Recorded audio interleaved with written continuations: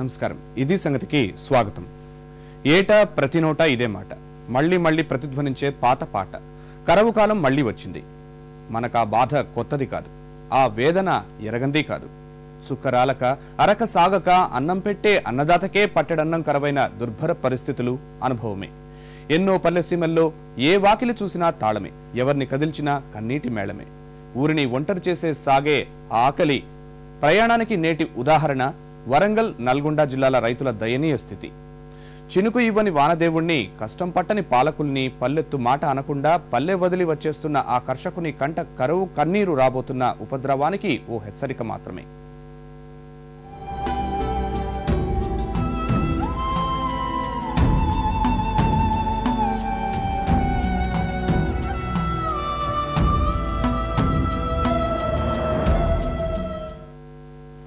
కరవు రక్కసి పల్లె రైతన్నను భాగ్యనగరంలో బాడుగ కూలీగా చేసింది. నేల తల్లినే నమ్ముకున్న వారి బతుకు చిత్రాన్ని మార్చేసింది.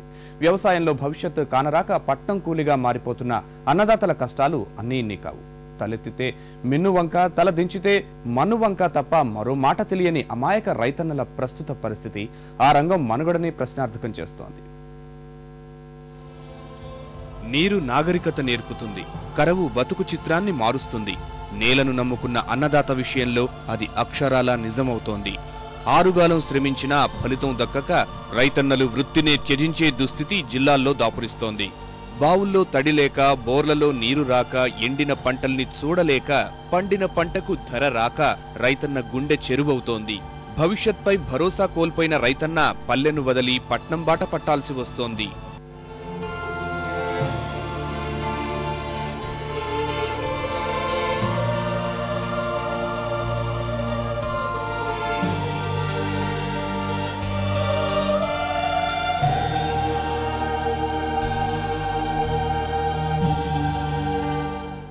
సికింద్రాబాద్లోని రాణిగంజ్ ప్రాంతంలోని దుకాణాల్లో పనులు చేస్తున్న వీరంతా నిజంగానే అడ్డా మీద కూలీలు కాదు. తలెత్తితే మిన్నువంక, తల దించితే మన్నువంక తప్ప మరో మాట తెలియని అమాయక రైతన్నలు. భావితరాల ఆకలి దప్పులు తీర్చాల్సిన యువ రైతులు. కాడిపట్టి వరి కంకెలు పండించాల్సిన ఆ చేతులతోనే ఇప్పుడు రెక్కలు ముక్కలు చేసుకుని పాట్లు పడుతున్నారు. ప్రకృతి ప్రకోపం, పాలకుల నిర్లక్ష్యం, అధికారుల అలసత్వం కారణమేదైతేనే ఒకప్పుడు పచ్చని పంట పొలాల్లా కళకళ్లాడిన వారి జీవితాలు ఇప్పుడిలా నీరసించిపోయాయి.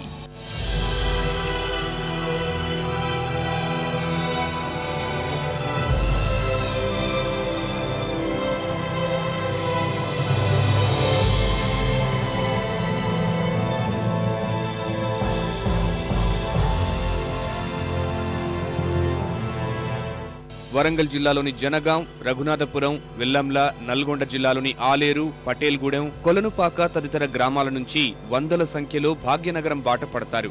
ఉన్న ఊర్లో పంటలు లేక, ఉపాధి మార్గం లేక నిత్యం రైళ్లలో నగరానికి చేరుకుంటారు. కోడి కూయక ముందే నిద్రలేచి 6:30 గంటలకల్లా జనగాం, ఆలేరు రైల్వే స్టేషన్లకు చేరుకుంటారు. నిత్యం రైళ్లలో 9 సికింద్రాబాద్లో దిగి పనులు చేసే దుకాణాలకు వెళతారు.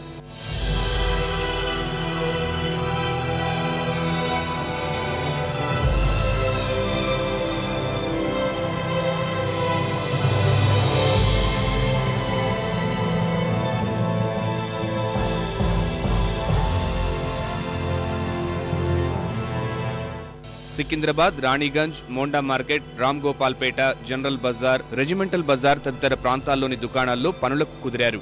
హార్డ్వేర్, ప్రింటింగ్, సిమెంట్, పైప్లు, ఎలక్ట్రికల్, దుస్తుల దుకాణాల్లో పనిచేసే వీరికి నెలకు 4-5 వేలకు మించి జీతాలిచ్చే పరిస్థితి లేదు. పొద్దంతా ఒళ్లు వంచి కష్టపడ్డాక సాయంత్రం 7 గంటలకు బయలుదేరి సికింద్రాబాద్ రైల్వే స్టేషన్ కు చేరుకుంటారు. తిరిగి ఇంటికి చేరేసరికి రాత్రి 10 దాటుతుంది. నిత్యం వీరి జీవిత చక్రం ఇదే. ఈ బాధను భరించలేక కొందరు కుటుంబాలతో సహా నగరానికే చేరి ఇరుకిరుకు అద్దె గదుల్లో జీవితాలు వెళ్లదీస్తుండడం మరో విచారకర అంశం. 6 ఎకరాల జాగా ఉంది, 3 అన్నదమ్ములం. కానీ వాటర్ లేదు, బోర్లు వేస్తే బోర్లు ఫెయిల్ అవుతున్నాయి. అందుకోసం ఇంత దూరం వచ్చి పని చేస్తున్నాం. నెలకు 6,000 ఇస్తున్నారు ఇక్కడ. ఫస్ట్ 2700 నుంచి చేశాను సార్.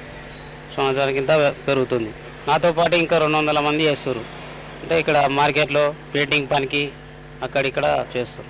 అక్కడ మాకు ఉపాధి లేక, అంటే వర్షాలు లేక, మాకు ఒక 2-3 ఎకరాల జాగ భూమి ఉన్నా కానీ వర్షాలు సరిగా పడలేక, ఇప్పుడు వేసిన పత్తి పంటలు కూడా సరిగా వర్షాలు లేక, అక్కడ మేము ఇంటర్ చదువుకున్నాం సార్. అక్కడ సరిగిన ఉపాధి చదువుకున్న వ్యక్తులకు ఉపాధి లేక మాకు ఇక్కడ రాని సికింద్రాబాద్కి వచ్చి ఇక్కడ రాణిగంజ్లో పనిచేస్తున్నాం సార్. 4 years నుంచి ఇక్కడ పనిచేస్తున్నాము. అక్కడ పని లేక, వర్షాలు లేక, ఉపాధి లేక ఇక్కడ షాప్లో పనిచేస్తున్నాం. శాలరీ 5,000 ఇస్తున్నాం, 5,000. నేను ఇక్కడికి పని 1 year నుంచి వస్తున్నాను. మాది పేద కుటుంబం కాబట్టి 1 year నుంచి పనిచేస్తున్నాను. భూములు పొలాలు వదులుకుని చాలీచాలని జీతాలతో వారి కష్టాలు వర్ణనాతీతం. నెలంతా సంపాదించిన జీతం రాళ్లు పొట్టగడవడానికే సరిపోవు, ఇంటి అవసరాలు తీరవు. ఇక భవిష్యత్ గురించి తలుచుకుంటే వారికి మిగిలేది అంధకారమే. నా 9 ఎకరాల జాగా ఉంది, నీళ్లు లేవు. నీళ్లు లేక నేను రాణిగంజ్ సికింద్రాబాద్ రాణిగంజ్ వచ్చి హార్డ్వేర్ షాప్ నంది ఇండస్ట్రీ ఎంటర్ప్రైజ్లో పనిచేస్తున్నాను 9 సంవత్సరాల నుంచి. నాకు శాలరీ 5,500 ఇస్తున్నాడు. ఉపాధి లేక ఇప్పుడు పొద్దున 9 గంటలకు వచ్చి రాత్రి 9 గంటలకు వెళ్ళిపోవడం జరుగుతుంది. ఇప్పుడు మా పాపని స్కూల్కి పంపించాలన్నా ఈ ఫీజులు సరిపోతారు, జీతాలు కూడా పెంచుతున్నారు. అన్నిట్లలో ఇప్పుడు 5,000 తోటి గడవడం, కుటుంబం గడవడం చాలా ఇబ్బందిగా ఉన్నది సార్. మాకు అక్కడ భూమి జాగాలు ఉన్నాయి కానీ ఇక మేము పని చేయడానికి హైదరాబాద్కి వచ్చినాం. హైదరాబాద్లో మేము ఇక్కడ దుకాణాల ప్రైవేట్గా పనిచేస్తున్నాం. ఈ పని వల్ల మాకేంటంటే కొంచెం తక్లీఫ్ ఉన్నది. ఇక్కడ ఉండడానికి కిరాయిలు, తర్వాత వాటర్ సౌకర్యం, మాకు కిరాయిలు ఎలగొట్టడం, ఇంకో ఇంట్లో ఉండడం మాకు కొంచెం ప్రాబ్లం అవుతుంది. 12 ఏళ్ళు సార్ ఇక్కడ పనిచేయబట్టి.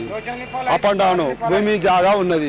వాటర్ ప్రాబ్లం వల్ల చాలా కష్టాలు వచ్చి ఇక్కడ హైదరాబాద్ అప్ అండ్ డౌన్ రోజు చేసేస్తాం. 12 ఏళ్ళు వస్తుంది సార్. పంటలు లేవు, పత్తులు పెడితే పత్తులు నష్టం అయిపోయింది, నష్టపరిహారం. దీనికి గవర్నమెంట్ కానీ ఎవరు కానీ సహకరించాలి. రాష్ట్రంలో వ్యవసాయం ఎంత దయనీయ స్థితికి చేరుకుంది, దానిపైనే ఆధారపడ్డ కుటుంబాల అవస్థలు ఎలా ఉన్నాయి అనడానికి సికింద్రాబాద్లో కూలీలుగా మారిన రైతన్నల దైన్యం ఓ ఉదాహరణ మాత్రమే. తరచి చూస్తే ఆ కరవు కన్నీటి కథలు కడుపు తరుక్కుపోయేలా చేస్తాయి.